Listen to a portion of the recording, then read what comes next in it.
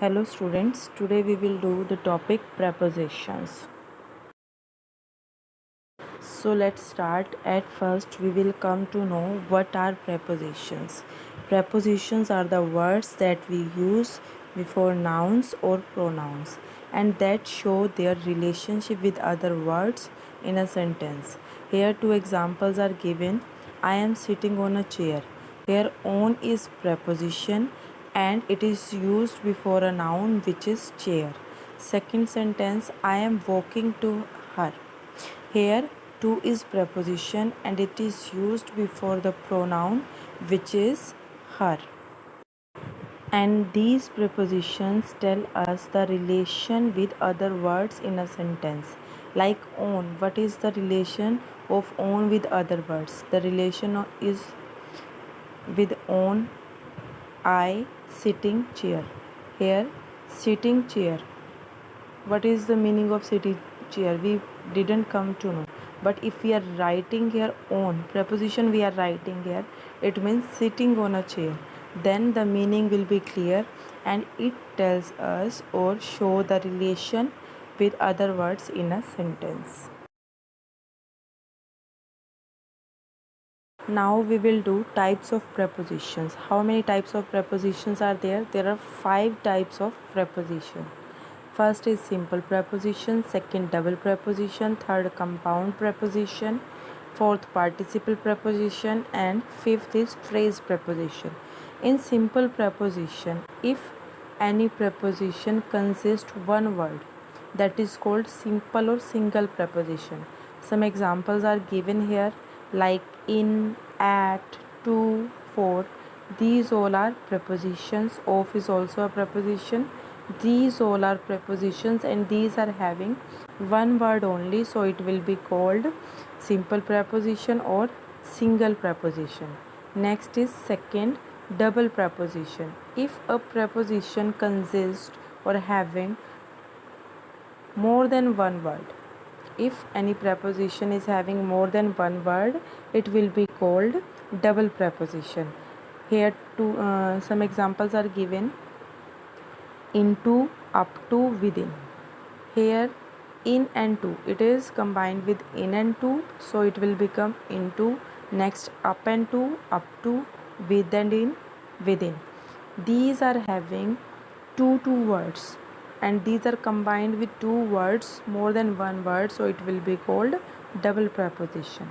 Next is compound preposition. What is compound preposition? Compound preposition consists two or more words. Which preposition is having two or more words and these are not joined?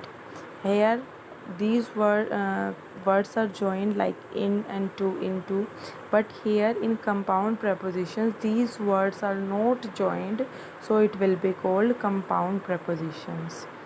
Here examples are given: in front of. These preposition is having three words. Next, from across. This preposition is having two words.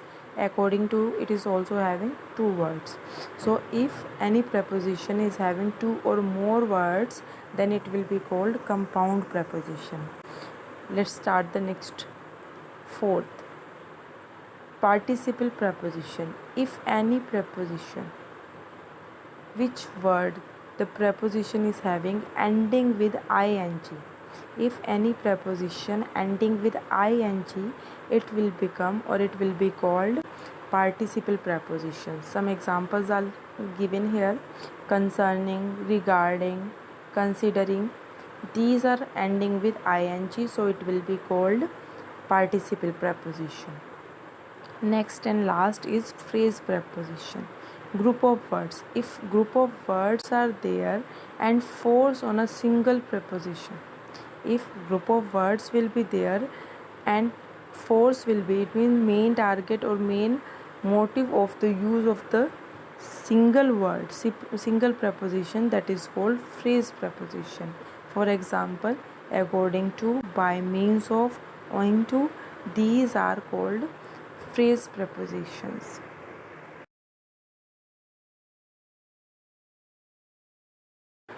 Uses of prepositions. Now we will do uses of prepositions. There are three types of prepositions, including time preposition, place preposition, and direction prepositions. Three uses are there of preposition. At first we use the preposition for places, which preposition we can use to tell the position of the things, such as around, between, against. Next is time preposition. It tells us about the time of the place or person, and here before, after, during, and until. These prepositions can be used in the time preposition. Next is direction preposition. In these we come to know about the direction. These tell us about the direction of the things, such as across, up, and down. And it is called movement preposition also, in which we come to know the movement of the things. So these are the three uses of prepositions: place preposition, time preposition, and direction preposition.